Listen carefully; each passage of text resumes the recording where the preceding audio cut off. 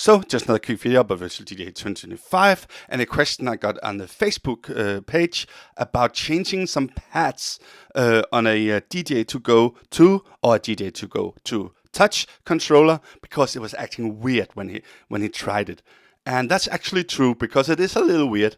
And that's what I'm going to try to go through in this video, just in case someone else bumps into this stuff. So the first thing I do is, of course, I connect a DJ to go to touch here. So let's see what happens then. It gets detected and a bunch of other stuff happens as well. So this is the audio interface, and I don't want to use this one because I'm also recording the audio, so I'm just going to stay with computer, so that's fine. Then it jumps up here, so it actually also has pads up here instead of just down here. That's probably because this unit doesn't have an FX unit or buttons for that, but I don't really want to look at that, so I'll just click it. But so to get back to effects. But it also switched the pad page to hot cues. And why did it do that? Well, that's because that's the first mode on this controller. So right now that works fine.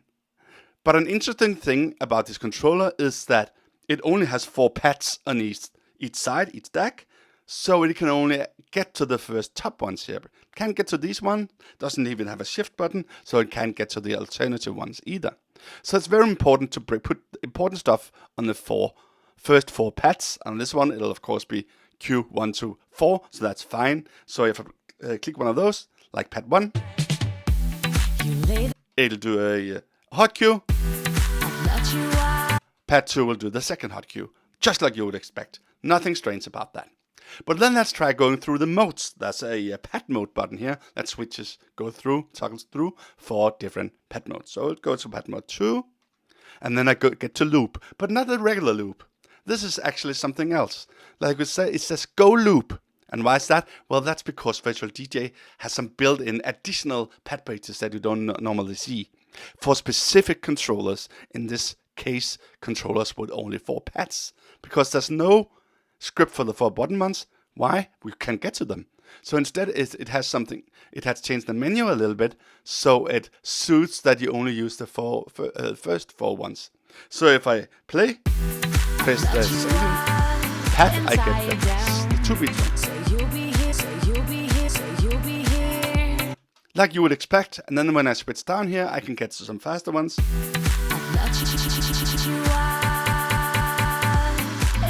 So that's nice. So this is actually meant for controllers with only 4 pads on each deck, and it detects that and uses it automatically.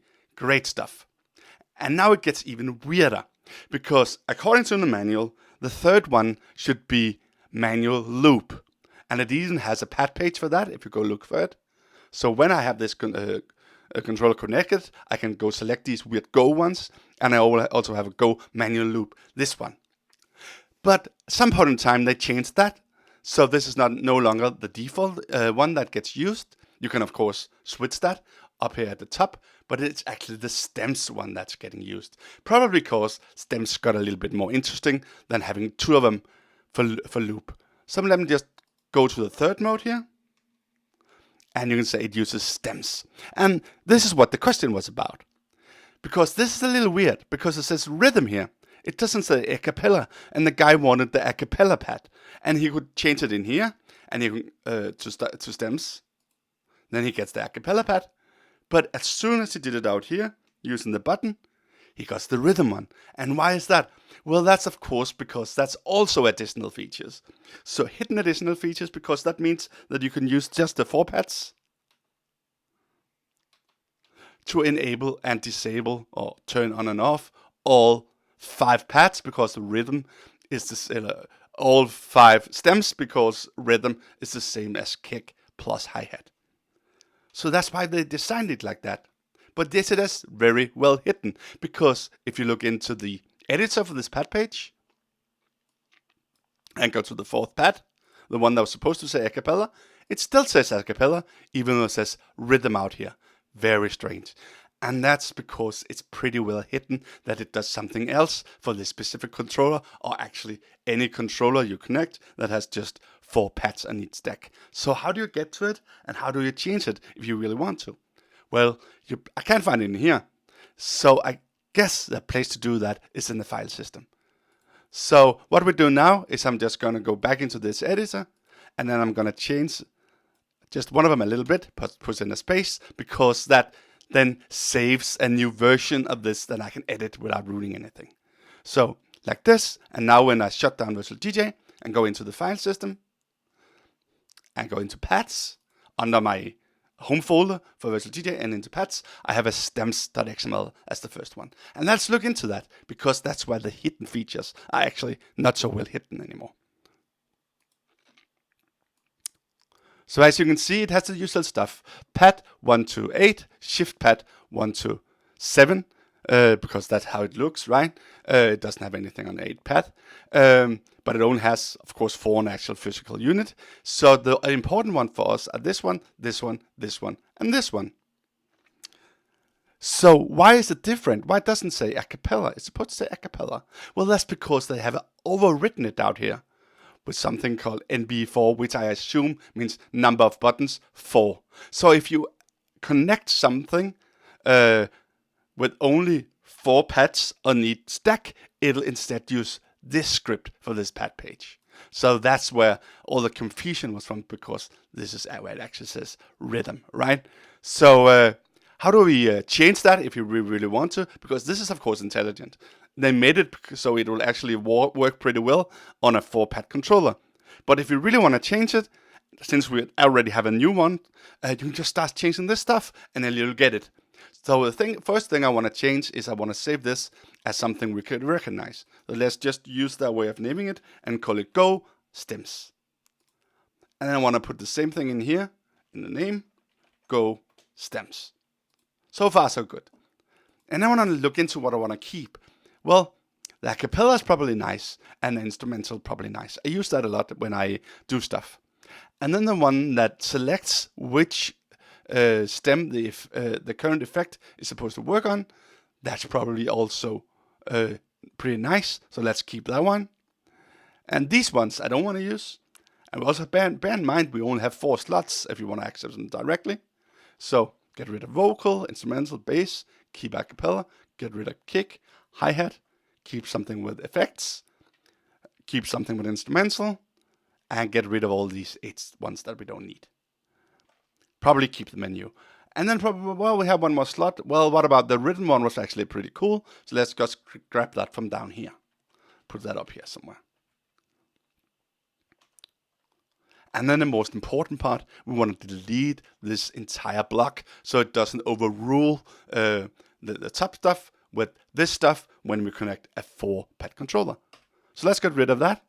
And then we need to do a little bit more cleaning here, because this is, of course, now not 4, 7, 4, 8. It's 1, 2, 3, 4. And we also want to put that in the end here. So 1, 2, 3, 4. And actually, we probably want to put this one as one of the first ones, just to make it a little bit more aligned, if you will. So we have a cappella, and we have instrumentals, and then maybe we have rhythm, and then we have the effect stuff at the end. Then we need to do this again. 1, 2, 3, 4, and the same at the end. 1, 2, 3, 4. So like that. So now we've changed this. We already renamed it. We already renamed it in here. So let's just save that and then reopen Virtual DJ.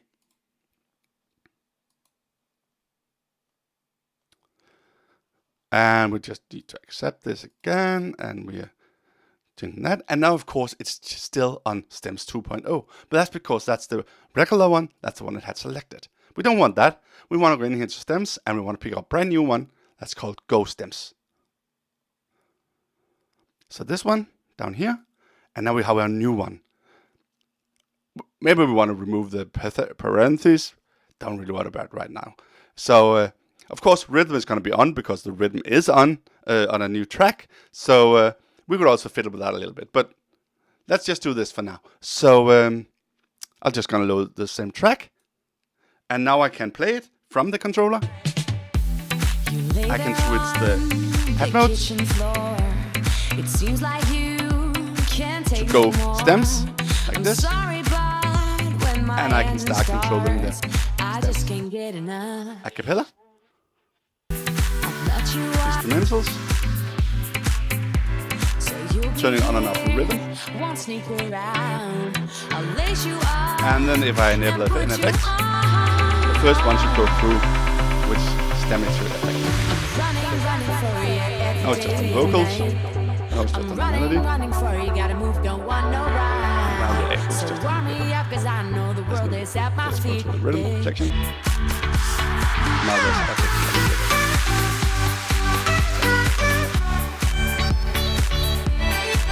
Okay, so this was basically how you figure out what's actually going on when you try to change this stuff on patch pages on 4 patch controllers, why it's happening, and how you can actually change it if you really want to.